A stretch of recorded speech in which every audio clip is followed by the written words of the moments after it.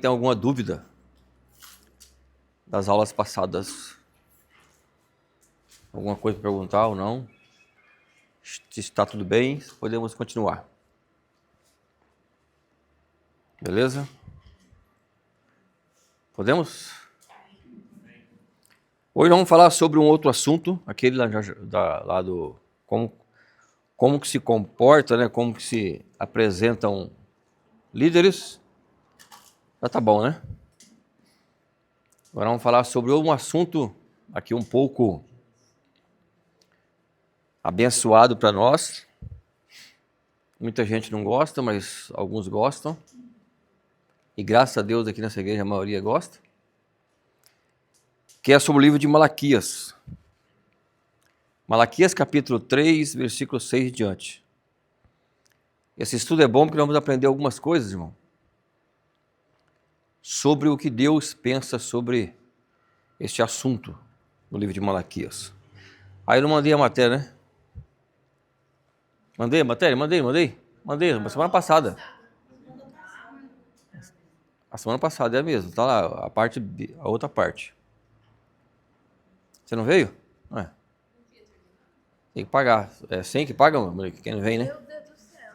Manda aqui, ó. A parte de Malaquias, ó. Estudo para líderes Malaquias.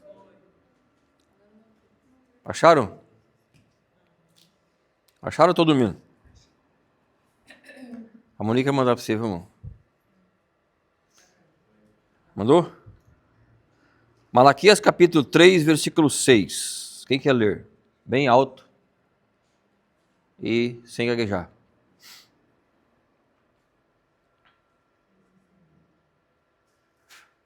Ninguém? Tô me achando aqui. 3:6. É. Até o 12. Fato eu, o Senhor, não mudo, por isso vocês, descendentes de Jacó, não foram destruídos. Até o 12. Até o 12. Desde o tempo dos seus antepassados, vocês se desviaram dos meus estatutos e não lhes obedeceram. Volte para mim e eu voltarei para vocês, diz o Senhor dos Exércitos. Mas vocês perguntam, como voltaremos? Pode um homem roubar a Deus? Contudo, vocês estão me roubando. E ainda me perguntam, em que te roubamos? Vou ler de novo. Nos dízimos e nas ofertas. Vocês estão debaixo de grande maldição, porque estão me roubando. A nação toda está me roubando. Tragam o dízimo todo ao depósito do templo, para que haja mantimento na minha casa. Ponham-me à prova nisto, diz o Senhor dos Exércitos, e vejam, se não vou abrir as comportas dos céus e derramar sobre vocês tantas bênçãos que não terão onde guardá-las. Por vocês repreenderei a praga devoradora, para que não destrua os frutos da terra, nem as videiras se tornem estéreis nos campos, diz o Senhor dos Exércitos. Então todas as nações os chamarão bem-aventurados, porque a terra de vocês será agradável, diz o Senhor dos Exércitos. Fala amém. Vou ler de novo que eu falei para ler sem gaguejar, né? Gaguejou. Eu vou ler para sair ali, tá na gravação. Malaquias 3, versículo 6. Em verdade, eu, Yahvé, o Senhor, não mudo. Por essa razão, vós, ó filho de Jacó, não sois completamente destruídos. Quer ir no banheiro? Vai lá. Destruídos. Desde a época de vossos antepassados, vos desviaste das minhas leis, e não as obedecestes. Agora, pois, voltai para mim, e eu me tornarei para vós outros. Afirma o Senhor dos Exércitos. Todavia, me indagais, mas de que devemos nos arrepender?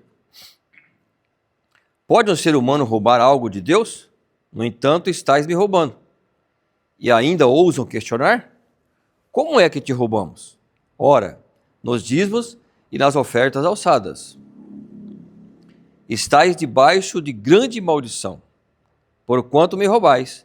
A nação toda está me roubando. Trazei, portanto, todos os dízimos ao depósito do templo, a fim de que haja alimento em minha casa.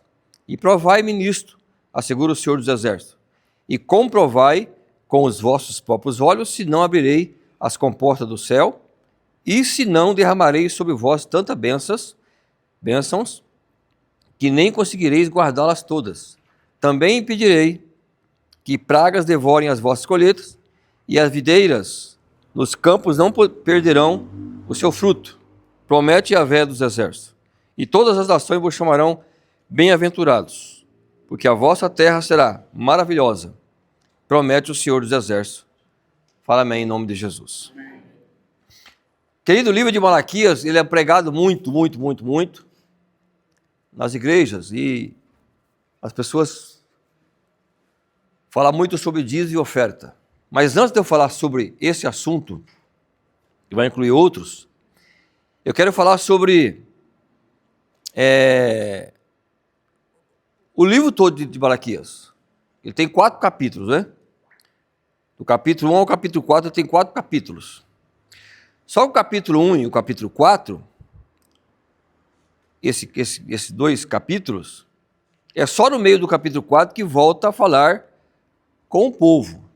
Porque esse capítulo 3 aqui não está falando com o povo. Sabe, por exemplo, tem os líderes, né, da igreja, e tem o povo. Quando eu falo povo, é os membros. Entenderam? Esse livro de Malaquias, no capítulo 1 e o capítulo 4, capítulo 1, 2 e o capítulo 4, fala muito do povo. Fala muito do povo. Esse capítulo 3, irmão, uma parte do 4, fala sobre nós, os líderes. Essa parte aqui que está falando de Malaquias, não é para o povo em si, trazer os dízimos, as ofertas à casa do Pai. Está falando com as lideranças. Viu? No capítulo 2 e 3, e a parte do 4, fala dos sacerdotes também, mas mais do povo. Agora vamos lá. Porque logo que o povo volta do cativeiro, de 70 anos que eles estavam escravos, não sei se alguém sabe, que eles saíram de Jerusalém, né, tocaram fogo em Jerusalém, levaram para o cativeiro, Babilônia, eles ficaram 70 anos de escravidão. Quando volta, né, do cativeiro para Jerusalém de novo, está no livro de Ageu, você lê isso, Ageu capítulo 1, lá, capítulo 2, está escrito sobre a volta do povo que saiu do Egito, que saiu da Babilônia e veio para Jerusalém. Esse povo aí é esse povo aqui. Está sendo cobrado. Por quê? Vamos lá, vamos entender.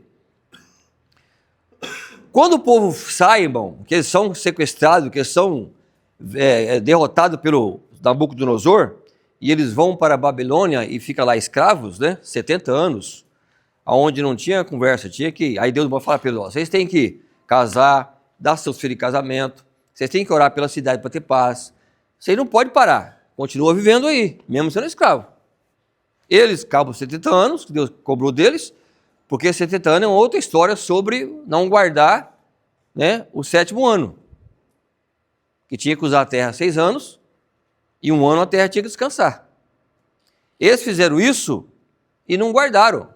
Deus juntou toda aquela conta e cobrou deles aqui depois. 70 anos de escravo por causa daquilo lá, que eles roubaram a terra. Olha só como é que é o negócio. Eles ficam 70 anos e voltam. Quando eles voltam para Jerusalém, a Bíblia diz que Deus cobra eles para poder de novo, né, construir o templo. E que templo que é esse? Alguém sabe? É o mesmo templo que Salomão tinha construído naquela época. Os babilônicos vão lá, destroem Jerusalém, saqueiam o templo, roubam tudo que tinha no templo, cata tudo, destrói, até a parede eles arrancavam, que até as paredes eram feitas de ouro. Eles destroem tudo, os babilônicos, o povo de Babilônia, e levam embora os utensílios, sabe? Tudo que existia do templo foi roubado, porque tudo era feito de ouro, prata, de bronze, tudo coisa boa. Quando eles voltam de novo para Jerusalém, que a cidade está destruída, eles começam a construir suas casas, começam a construir suas vidas, começa a construir as suas coisas particulares. E não se preocupa com nada de Deus. Deus usa o profeta Ageu e fala, olha, se vocês não voltarem, não é? A cuidar da casa de Deus, se não subir no monte, não pegar as madeiras e construir a casa de Deus, ele vai acabar com vocês. Vai cerrar o céu, não vai ter chuva e vocês vão passar miséria. A Bíblia diz que o povo vai, não é? E fala, mas como não construiu o templo se a gente saiu agora da Babilônia, era escravo, voltamos para cá, não tem nada. Mas não tem ouro, não tem prata, não tem nada para construir. Aí o Ageu, o profeta fala, não, pode subir no monte e pega madeira mesmo. E faz o templo de madeira, não precisa ser de ouro. Constrói o templo de madeira. Sobe, pega as madeiras, vem e constrói. Por quê? Porque a segunda casa, a glória da segunda casa será maior do que a primeira. Ele diz assim, ó, se vocês fizerem isso, esse templo de madeira vai ser melhor do que o templo de Salomão.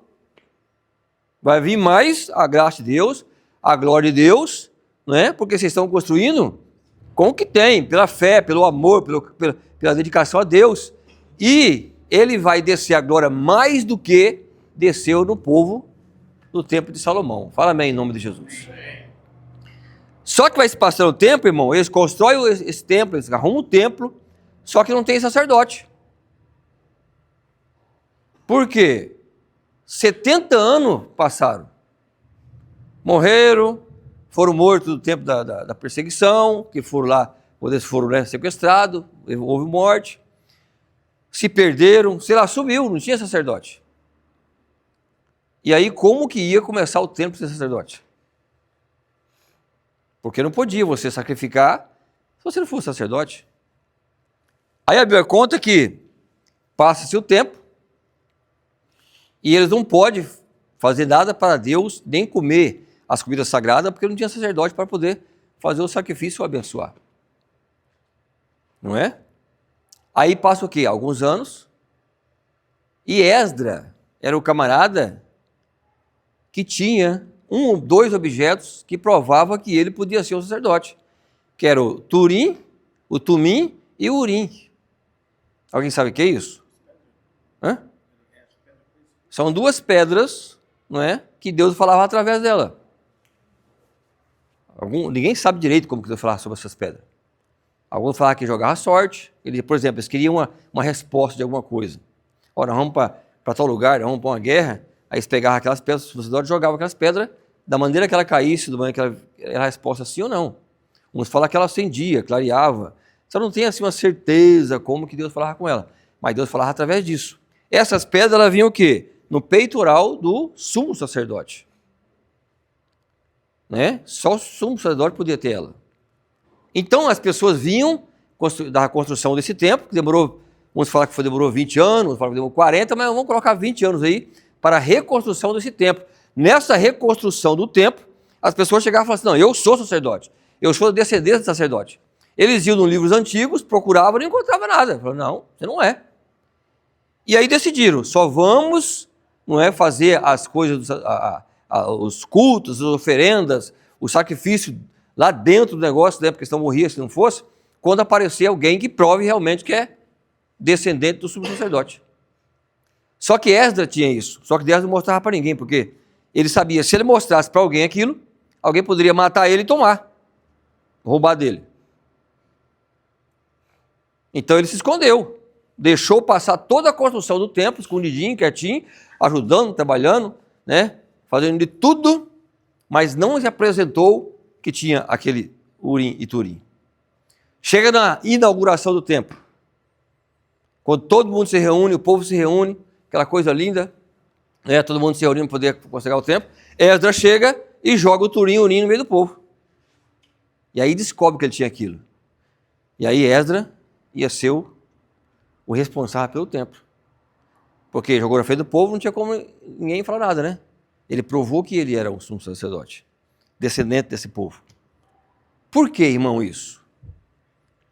Porque Esdra foi o primeiro homem que pegou de dentro do templo o púlpito, ou que tinha lá, né, colocou na rua e começou a pregar na rua, como a gente prega hoje, atrás de um púlpito. Esdras começa a fazer o quê? Ele via que era muita dificuldade do povo vir de onde eles moravam longe para vir até o templo para poder sacrificar a Deus. Tinha gente que morava perto, mas gente que morava longe. Vamos supor, é igual quando nós morava aqui e a nossa sede é lá em Brasília. Tinha como ser lá direto, uma vez por ano, 2 no máximo. Esdras faz o quê? Pega esse templo e começa a abrir sinagogas nos lugares. Sabe, tipo abrir célula? Foi abrindo perto do povo. E colocava alguém como responsável. Um sacerdote como responsável. Então, por exemplo, abriu a sinagoga lá em Campinas. Colocavam o Léo lá como sacerdote. Abria lá em Sumaré, colocava outro. Abria, sabe assim? Para facilitar com o povo. E ele só exigia que o povo vinha no templo em 3 ou 4 festas. Não sei se alguém sabe que festa que é. Lembra, Vinícius? Que é a festa das primícias, que é a festa da colheita e da Páscoa. Então todo o povo tinha que vir se reunir nessa festa. Era a exigência dele. Mas durante os tempos, cada um ia na sua sinagoga. E lá naquela sinagoga, gente, eles davam oferta. Não é? Oferta de grãos, oferta de... do que tinha, do que era o recurso da época. Hoje é dinheiro, espécie, não é? Aquele tempo não era dinheiro. Aquele tempo era ouro, era prata, era bronze, era colheita, era esse tipo de coisa. Animais, não é? Então o povo vinha na sinagoga, ofertava, e o sacerdote era responsável pelaquela oferta. Aquele sacerdote daquela sinagoga era responsável de levar a parte do sumo sacerdote lá no templo. E aí que entra agora Malaquias 3, que é onde nós acabamos de ler. Vamos ler de novo? Quem está me entendendo? Fala amém. Amém. Daqui a pouco nós vamos chegar onde a gente quer, tá? Porque essa aula é sobre a nossa responsabilidade de sermos líderes, exemplo para o povo. Porque se você não for um líder e ser exemplo para o povo, você não é um líder como Deus quer. Aí Deus vê tudo isso, o sacerdote não levava o dinheiro para o sumo sacerdote, que é devido levar. Como um dia vai acontecer aqui, nós abrimos igrejas, por exemplo, abra uma igreja, tal lugar, Léo vai ser pastor lá. O Léo tem que trazer a quantia devida e ajustada com a igreja para cá.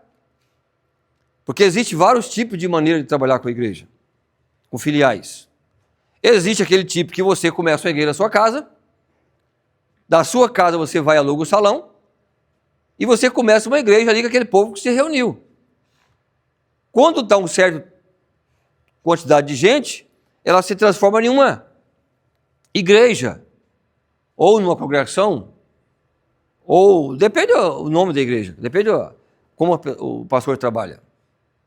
E aí o dízimo daquela igreja vem, e aí o que é? Se a igreja cede, vamos supor que a igreja cede, o Léo está lá, ela é responsável por todas as dívidas, as contas, aluguel, tudo, o salário para o Léo, ele tem que trazer todo o dinheiro para cá. E aí a gente vai pagar o salário dele, a gente vai ver a manutenção que precisa da igreja, e vai isso, pagando aluguel, e vai fazendo. Mas ele tem a obrigação de todo o dinheiro que entrar, trazer para a sede. Existe outro jeito dele trabalhar, ele começou na casa dele, ele abriu um salão, o povo que tinha começou, aí Léo, você vai trazer 10% ou 20% para a sede, o resto fica com você. Você paga o aluguel, você se sustenta, você se vira. Tem esse também, esse tipo de trabalho. Tá? E tem o trabalho, não é? Que é só o nome usado. Dá o nome para o Léo da igreja, você vai usar o nome da igreja, você é responsável por tudo, você vai abrir um CNPJ para você vai fazer tudo, mas o nome fantasia é da família unida e você só traz aí uma porcentagem. Também pode ser assim.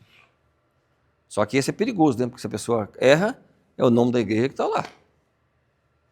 Esse ninguém, só vi uma igreja só que usa isso até hoje, que é o Hermínio. Ele usa assim. Quando Deus viu, irmão, que esses homens que era mandado, era enviado, não estavam cumprindo com o acordo que foi feito de trazer o dízimo para Esdras, Deus vem, desce, usa Malaquias para falar com os sacerdotes. E aí vem Malaquias 3. Aí ele fala: em verdade, eu, Yahvé, o Senhor, não mudo. Por esta razão, vós, ó filho de Jacó, não sois completamente destruídos. Desde a época de vossos antepassados, vós teis desviado das minhas leis, e não as obedecestes. Então Deus está dizendo, desde o tempo antes de vocês vir para o cativeiro, viver no cativeiro, sair do cativeiro, e vocês continuam fazendo a mesma coisa que vocês faziam antes. Vocês estão me roubando. Não mudaram nada. Sofreram, passaram a prova, passaram a luta, e agora volto a abençoar vocês, e vocês continuam sendo uns bandidos, me roubando. Aí ele volta, mas como eu não mudo, eu não vou matar vocês não, mas eu vou conversar. Desde a época do vosso antepassado, vós desviastes das minhas leis, e não as obedecestes. Agora, pois, voltai para mim, e eu tornarei para vós. Quer dizer, Deus falou assim, ó, eu não estou com vocês. Olha, irmão. Quem está dizendo que vai tornar? Se vai tornar, é porque ele está fora, é ou não é? Então Deus está dizendo, vocês que estão roubando, vocês que estão pegando o dízimo e não estão levando certo, eu não estou com vocês. Está vendo, irmão, como é que o negócio do dízimo é sério? E muitas vezes as pessoas pensam que nós estamos cobrando o dízimo porque nós queremos dinheiro e queremos que vocês, sabe, tragam a vida de vocês para cá. Não, é porque Deus que estabeleceu, não foi nós. Aí Deus diz assim, ó, agora pois, voltai para mim e eu tornarei para vós. Porque eu não estou com vocês. Vós outros, afirma o Senhor dos Exércitos, todavia me indagai, mas de que devemos nos arrepender? Pode o ser humano roubar algo de Deus? Olha só como é que vocês estão perguntando ainda.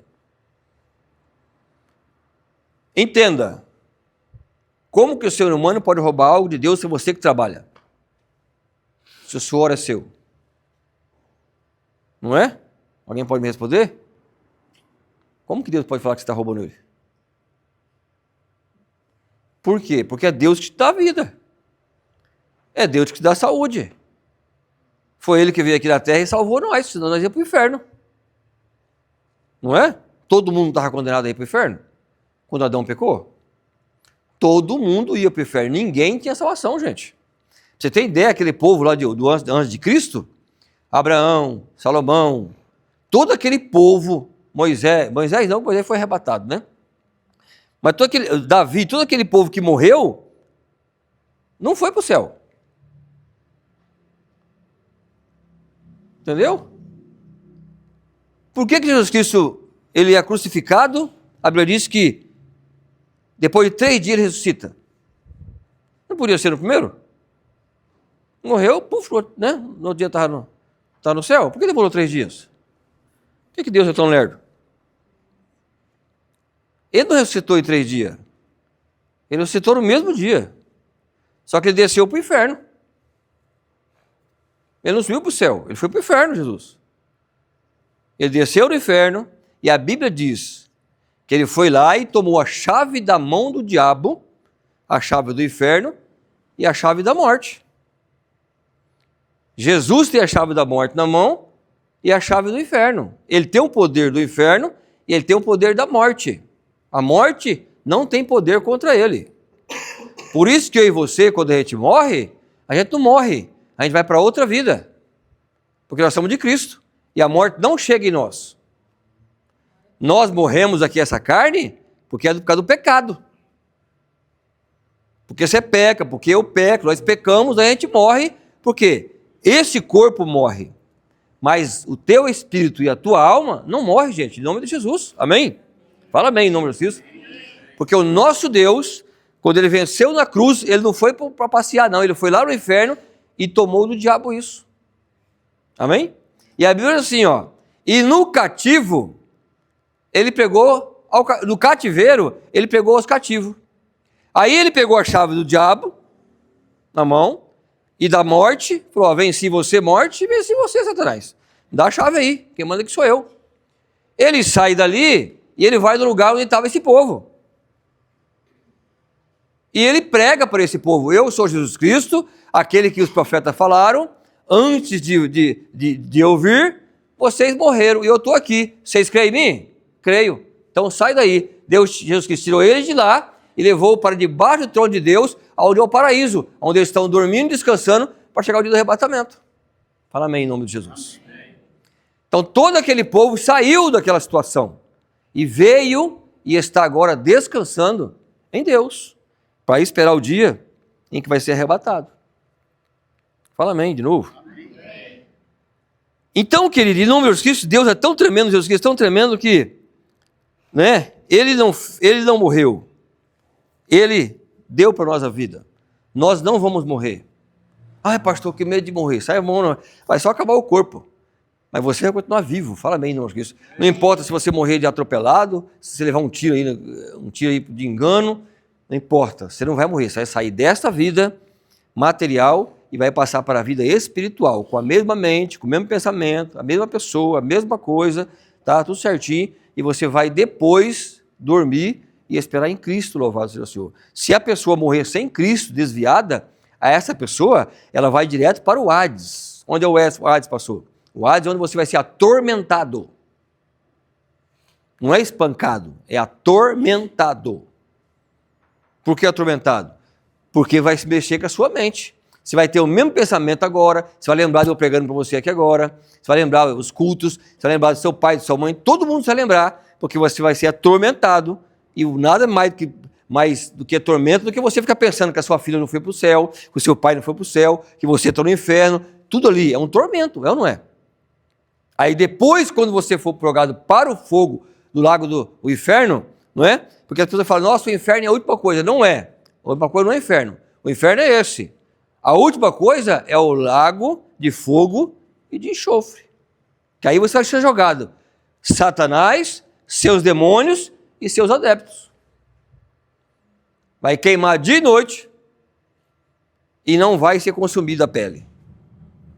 O bicho vai corroer de noite, vai sentir dor, vai gemer, vai estender os dentes e nunca vai acabar. Pensa nisso. Dá para se converter, não dá? Você fala, poxa, pastor, minha vida está difícil. Vai ser difícil desse dia, filho. Quando você o bicho pegar. Amém? Eu parei onde aqui? Eu parei no versículo 9, né? Vamos ler o 8, ó. Pode o ser humano roubar algo de Deus? No entanto, estáis me roubando. E ainda ousam questionar? Como é que te roubamos? Pergunta. Ora, nos dízimos das ofertas alçadas. Estais debaixo de grande maldição. Você falou o que mais, gente? Estais debaixo do quê?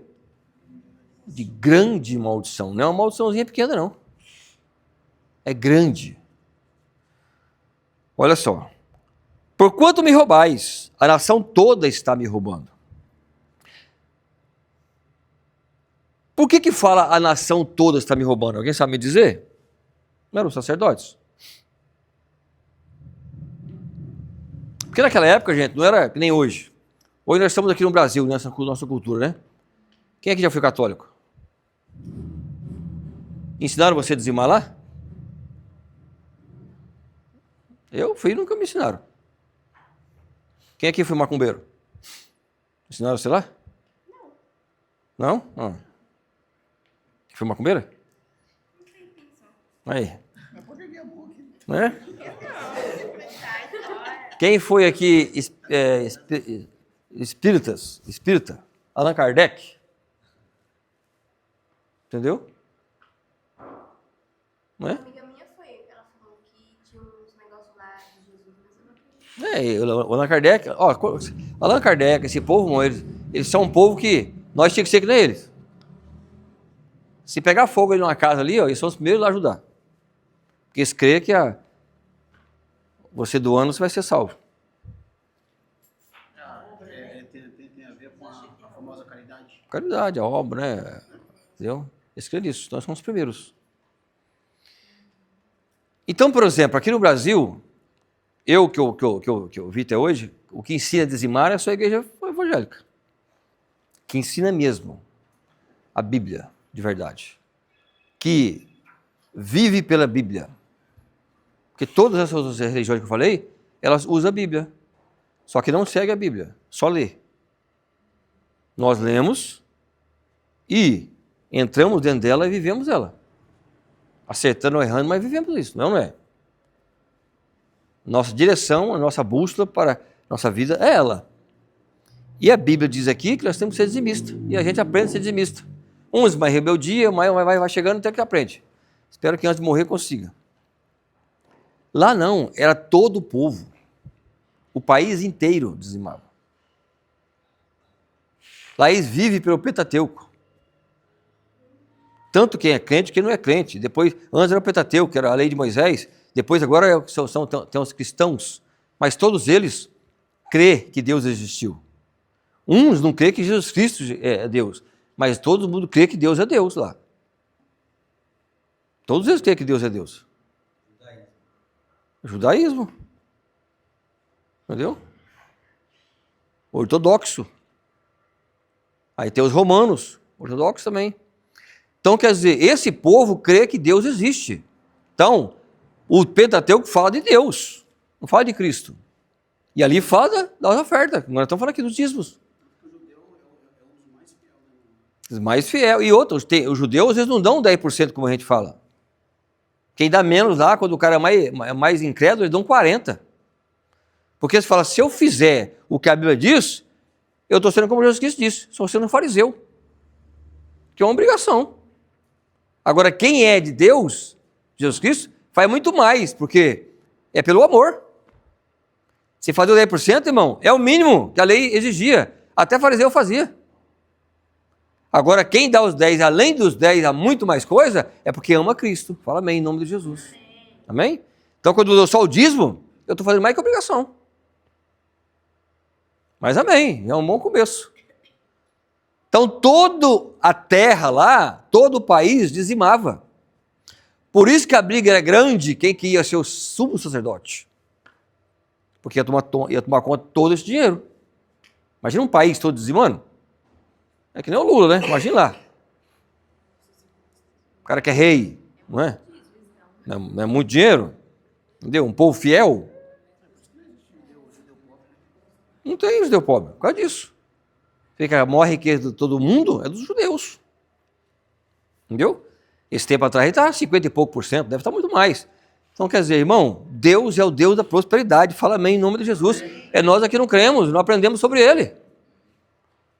Aí, meu irmão, aí vem aqui, ó. Trazei, portanto, todos os dízimos, ou as dízimas, depende da tradução, ao depósito do templo, a fim de que haja alimento em minha casa. E provai-me nisto, assegura o Senhor dos Exércitos, e comprovai com os vossos próprios olhos, se não abrirei as comportas dos céus, e se não derramarei sobre vós tantas bênçãos, que nem conseguirei guardá-las todas. Por isso que os judeus são tão ricos, que eles não conseguem nem guardar o que tem. Porque essa é a promessa aqui, quando o povo é abençoado. Por que o Brasil, gente, hoje, quanto mais tem cristãos, mais tem pedofilia, mais tem roubo, mais tem essa monte de coisa? Sabe por quê? Não é porque o diabo está aprontando, não, porque ele tem poder, não, irmão. É por causa da infidelidade da igreja. Sabia? Quando os crentes são desonestos, toda a nação ela é amaldiçoada. Nós somos culpados, cristãos, de muitas coisas que estão acontecendo aí fora. Porque nós estamos tirando Deus de perto de nós. O que ele falou? Voltai a mim e eu vou tornarei a vós. Quando nós não somos fiéis, Deus não está perto de você não, filho. Você pensa que não está perto de você, mas não está não. Não é você que é líder. Você está vivendo pela misericórdia dele, não pela graça dele. Porque a misericórdia até o mundo vive. A Bíblia diz que a misericórdia de Deus alcança todo mundo. Então, existe uma vida com misericórdia e existe a vida com a graça e a unção do Pai. Tem gente que só vive pela misericórdia. Por isso que só trabalha para comer. Não sobra para poder comprar nada, não sobra para poder ter uma vida abençoada, não sobra para poder viajar, passear, não sobra para ver aquela promessa que está lá em João 10:10. O ladrão me senão para matar, roubar e destruir. Mas eu vim para ter vida e vida com abundância. Tem gente que ganha bem, crente, e vive uma vida, parece que não ganha nada. Porque é infiel, gente. Aí a pessoa fala assim, pastor, mas eu sou fiel. Mas se é fiel mesmo, não vou perguntar, porque senão eu vou passar vergonha. Porque ser fiel mesmo é diferente do que ser fiel. Exemplo, Léo, empresário. Sou fiel, pastor. Ah, tá, vamos ver. Como que é o dízimo do Léo? O dízimo real, gente, é 10% do bruto. Não é do líquido. E 100%, que não fala 99,9%, deixar 1% para disfarçar, fazem diferente, só do líquido. Agora, pastor, por que tem que ser do bruto? Porque o governo paga do bruto. Agora, porque o governo é mais importante que Deus? Ah, pastor, mas e aí? É fé, irmão. É fé. Nós não vivemos pela fé? Nós não vivemos pela vista. Vivemos pela fé. Mesma coisa você. Pastor Melhorito está aqui, ó. Ganha 4 mil, sobrou 3. O resto tudo o governo roubou. Roubou não. Lá tem 13º, lá tem férias, lá tem INSS, lá tem cesta básica, lá tem, o que mais? Fundo de garantia. É tudo para você. INSS é para você. Cesta básica é para você. Férias é para você. O que mais? Para você. Não recebe? A alimentação faz parte do trabalho. O passe que fala, antigamente falava passe, hoje é o que? Vale transporte, também você vai gastar, não é seu. Então, gente, a gente não é fiel como Deus quer que a gente seja. Porque Ele fala, nós temos que dar o dízimo de tudo. Lê lá o que Abraão fez com o Melquisedeque. Abraão deu dízimo de tudo. Nós fazemos conta para poder o dízimo ficar menor. É ou não é? Opa, com certeza, não é? Esqueci disso aqui, ó, peraí. Ah, esqueci do chiclete do moleque que comeu ontem lá. Estava trabalhando. É. E tem uns aí que tu fala, não, parei na padaria, estava trabalhando, estava indo embora, parei na padaria e comi. Então faz parte do trabalho. Então, quanto gastamos na padaria? Ele põe. É. Então, quer dizer, a gente não é fiel como deve ser. E é por isso que está tendo esse marasmo aí. Aí Deus fala assim, ó, toda a nação é amaldiçoada por causa de vocês. Ele estava falando com quem aqui? Com os sacerdotes. Com os líderes. Vamos ler aqui o restinho aqui, ó. E todas as nações vos chamarão. Aí ele fala assim, ó, também, aí depois ele vem aqui no versículo de número 11, ó, número 10 ali, né? Trazei, portanto, todos os dízimos ao depósito do templo. Essa parte que depois o Vinícius vai explicar outro dia para vocês, de quem que é o dízimo. Nós estamos ensinando errado também de quem que é o dízimo. Uma luta isso, irmão. Tem gente, quando a gente ensina de verdade, ele desvia, porque fala, não é possível, não pode. É. Não lê Bíblia, não estuda, depois quer falar que Deus está errado. Aí falamos por essa, ó, trazei, portanto, todos os dízimos ao depósito do templo, a fim de que haja o quê? Alimento. Alimento é para sustentar gente, não é parede. Alimento a minha casa, e provai-me nisto, assegura o Senhor dos Exércitos, e comprovai com os vossos próprios olhos, se eu não abrirei as comportas dos céus, e se não derramarei sobre vós tantas bênçãos que nem conseguireis guardá-la toda. Irmão, isso aqui para nós, isso aqui é uma mentira. Para o povo brasileiro. Primeiro povo brasileiro, isso aqui é uma mentira. Porque 90% das pessoas não vê isso aqui. Essas bênçãos todas. Poucas pessoas veem isso. E estou dizendo que nem todo mundo vai ser rico. Tá? Nem todos. Mas essas bênçãos aqui é para você que é crente.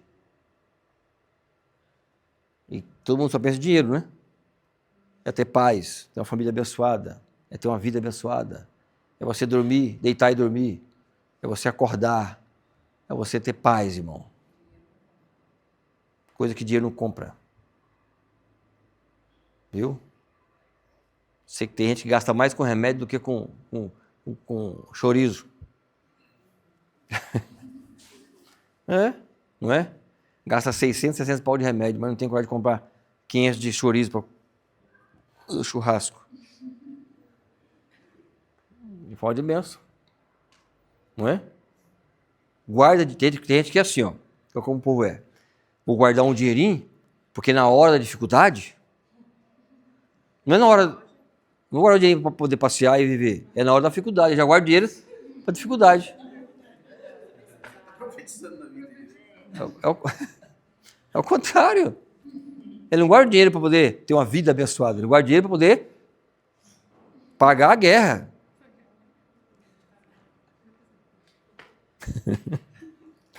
Nós. Esses são os nós. Vamos lá, onde é que eu parei? Tá. Não. Comprovai-me nisso. Segura o Senhor. E comprovai vós próprios olhos, abrireis com o pôr dos céus, e derramarei sobre vós esta bênção, né? 11. Também impedirei que as pragas devorem as vossas colheitas, e as videiras do campo, nos campos, não perderão o seu fruto. Hoje essa videira e esse campo é seu trabalho. Viu? É o seu trabalho. Nossa, com essa perna, a gente não imagina. É o seu trabalho. Ele impedirá. Irmão, esse aqui não tem oração, não tem jejum. Viu? Não adianta pegar um chicote e se bater. Não adianta. Esse devorador só sai da vida da pessoa quando ele entrega o dízimo. Só que não é só o dízimo, você percebeu aqui? Que as pessoas falam de dízimo, irmão. Mas ele fala aqui, ó, um negócio interessante, ó. No versículo de número 8. Ó. Pode o ser humano roubar algo de Deus? No entanto, estás me roubando. E ainda ouso questionar. Como é que te roubamos? Ora, nos dízimos e no quê? E é só dízimo. As pessoas só ensinam dízimo. Não dá oferta também? Está aqui, ó. O devorador não é repreendido também, não. Quando você entrega o dízimo e a oferta alçada. O que é uma oferta alçada? Alguém sabe? Uma oferta de sacrifício. Todo mês tem que ter uma para Deus. Fora as ofertas voluntárias. A voluntária é aquela que você dá todo culto aí. Tem uma nota de 50, uma nota de 10, uma nota de 5, uma nota de 2. Você dá de 2. Agora, a oferta alçada é aquela oferta que você tem que chegar no seu pagamento e pegar uma oferta de sacrifício. Alçar significa alto. Alçada significa alto. Alta, tá vendo?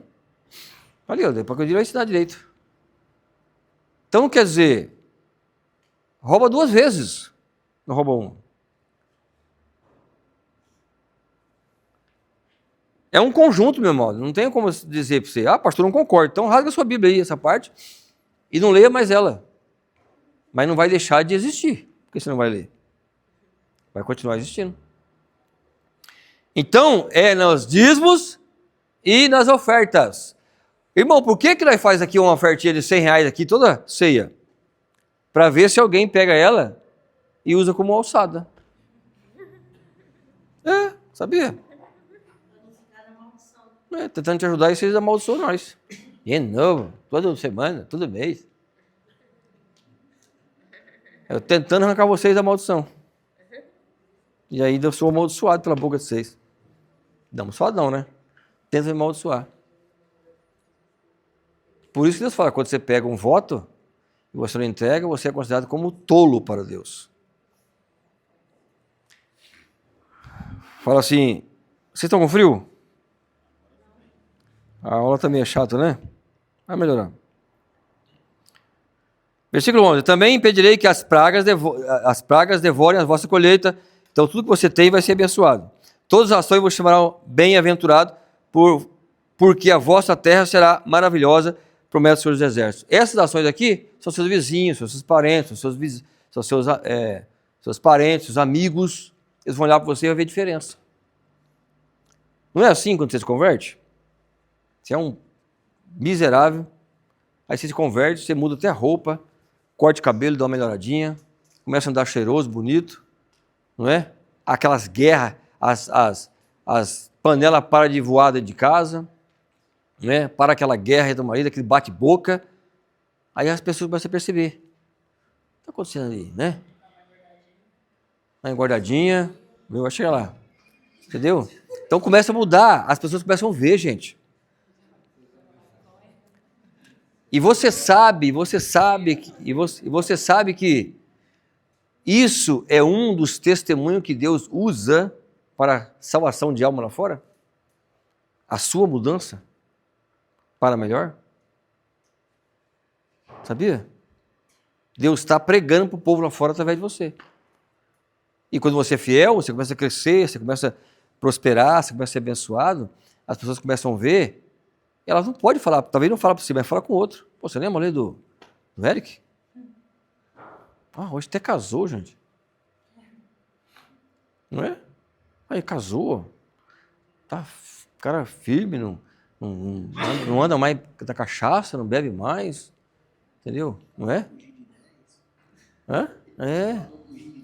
Entendeu? Não anda mais com o homem, anda com a mulher dele só agora. Irmão. Isso aqui é as nações falando você. Você entendeu? E você está sendo bem-aventurado, Porque Deus está te dando vitória. Amém? Em nome de Jesus Cristo?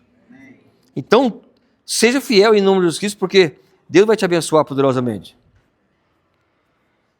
Porque sabia que quando você não dizima, é um pecado tremendo? Abra aí Gálatas capítulo 6, versículo 10. Eu estou antecipando aqui, mas tem na sua Bíblia.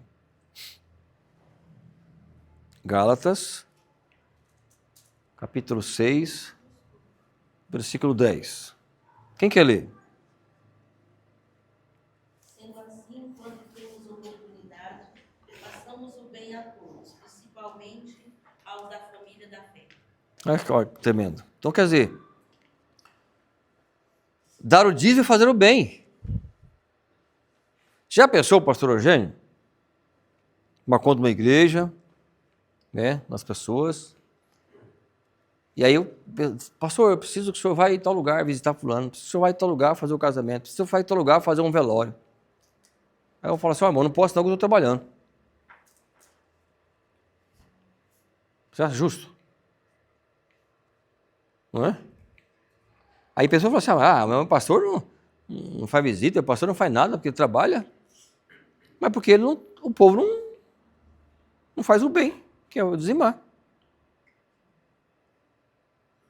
Se você fizer a sua parte como membro, como filho, vai dar para o pastor fazer a parte dele. Não é? Porque tem gente que acha que o pastor não trabalha. Não, pastor não trabalha não. Você trabalha, pastor? Para cá dele e fala assim. Não é duro? Porque eles acham que a minha função aqui não é trabalho, não. É desonra, né? Pensar desse jeito. Cuidar de gente não é trabalho, não. Meu pastor não trabalha, não. Não trabalha não, né, irmão? Uhum. Então, filho, é uma luta tremenda. Amém? Quando alguém pergunta assim, mas você não trabalha fora? Sou pastor, mas só pastor? Pastor? Só.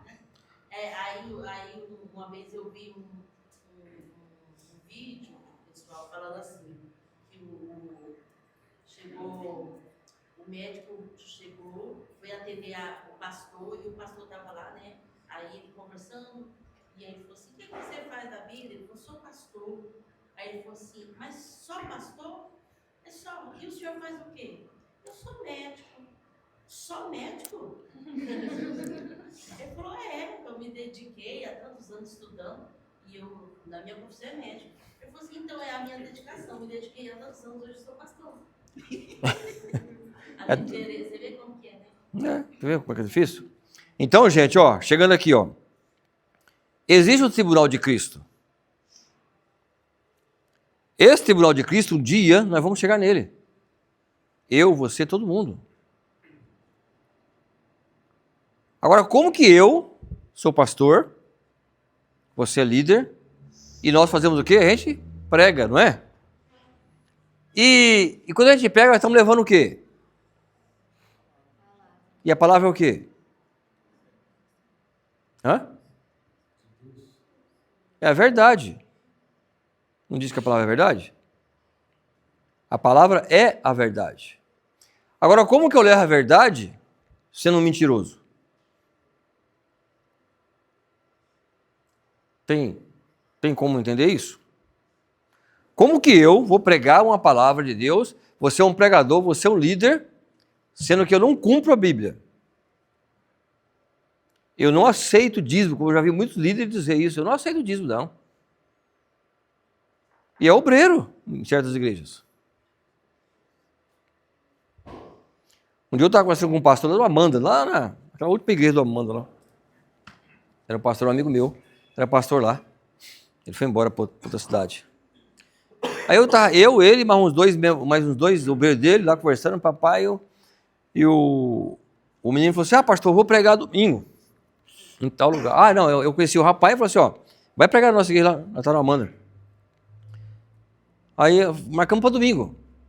Aí marcou, belezinha, estamos ali conversando. Aí o pastor começa a conversar, né? Com o outro rapaz, domingo é ceia, né? Ceia é domingo.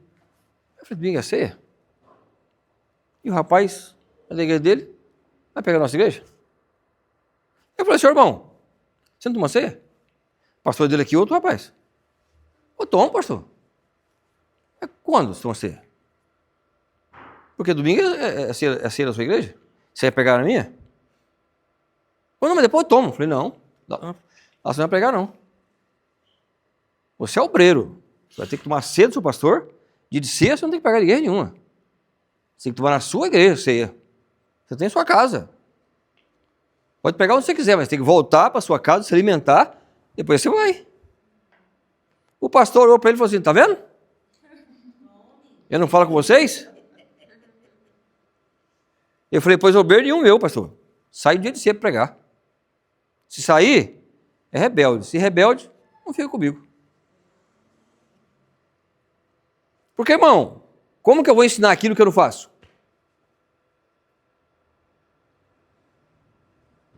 Como que eu tenho a coragem de chegar e falar para vocês, olha, eu sou obreiro, não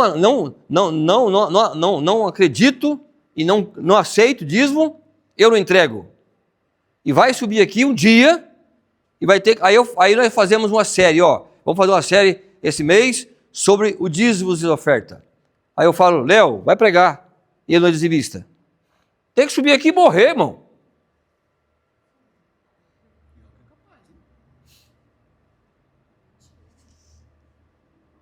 Porque como que eu vou ensinar aquilo que eu não faço?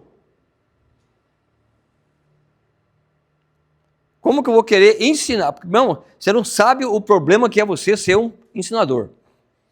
A Bíblia diz que é melhor você não falar do que você falar muito. Então, quer dizer, é melhor você não ensinar do que você querer ensinar e não ser aquilo que você ensina.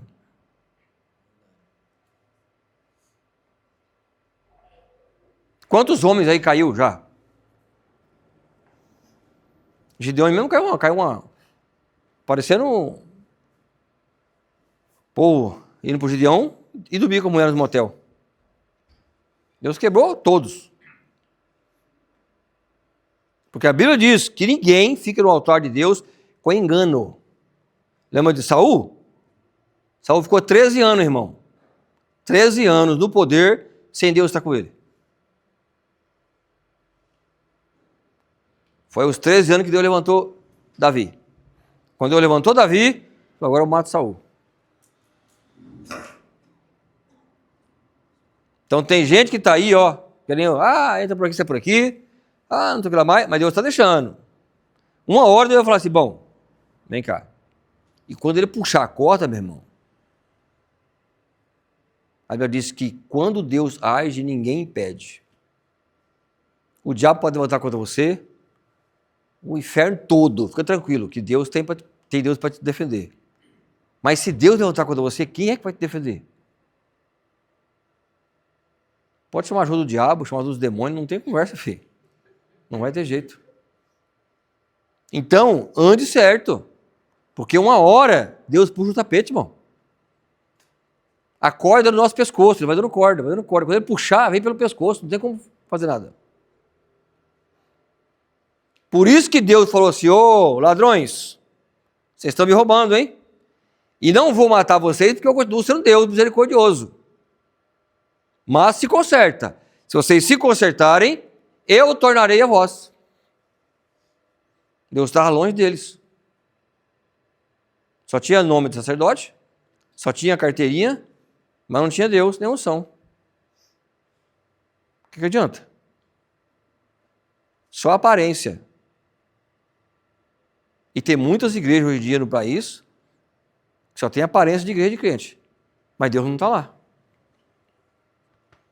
Porque acha que quem manda na igreja é o homem. E não é. Quem manda na igreja é Cristo. Viu?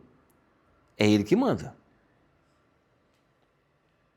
Então eu li esse Malaquias aqui para você entender. Que fala para o povo, mas também fala para nós. Não escapa nós não, gente. É que nem o ditado do mundo. O pau que bate em Francisco, bate em Chico também. A Bíblia diz que a Bíblia é uma espada de 2 gumes. Ela corta dos 2 lados. E tem a ponta ainda para poder atravessar. Tem gente que acha que ele foi ungido, agora ele é semideus, não precisa mais fazer nada. Deus só tem que fazer para ele, porque agora ele é íntimo de Deus. Oh, coitado. Aí é que o negócio pega. A quem muito é dado, é muito cobrado. Então, em nome de Jesus Cristo, você precisa entender isso.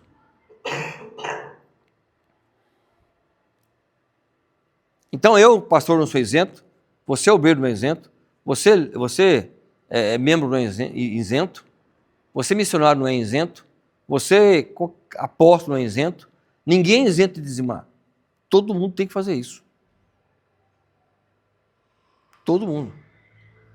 E pastor, eu não consigo dizimar, porque você não faz certo, porque o dízimo não tem como você não ter o dinheiro. Porque a Bíblia diz que é o primeiro. Como que eu recebo um montante e a primeira coisa que eu tiro e não tem? Sempre vai ter. Não tem porque você faz errado, você quer tirar por último. E se sobrar? Amém? Alguém quer fazer alguma pergunta? Faça. Estão olhando com a cara para mim? Então, gente, nós estamos roubando a Deus. Porque a gente não quer fazer a coisa como deve ser feita.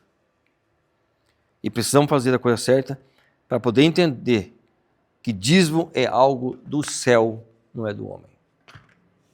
Foi Deus que estipulou, não foi o pastor Eugênio, não foi o pastor Vinícius, pastor Avandre, pastor Tainá, não foi obreiro, foi Deus que estipulou o dízimo e deixou para sustentar a casa dele, para sustentar os trabalhadores da sua casa. Deus deixou o povo.